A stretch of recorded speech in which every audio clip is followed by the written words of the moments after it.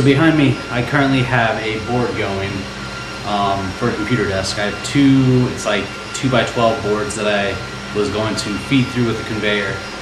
I learned that xtool and all their wisdom made the gap that you could feed a board through literally as thick as my finger. And I'm not kidding. So if you want to put like a 2x4 or any kind of thick board at all that's like even this, will not go through. The conveyor is made for thin boards, which makes me say, don't waste your money on it.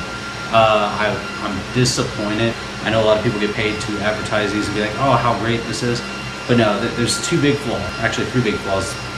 All right, first, it won't let you fit those boards through that are any thicker than my finger. It won't let you cut things without releasing smoke into your entire garage, because you have to fold down those front and back doors. The smoke just comes out the bottom. Third thing is when you do cut things, it'll jam up if you don't stop it every so often, because things are falling through and they get stuck in the machine. Now, that third thing is a fix. You just pause it, pull the boards out, but it's just a hassle.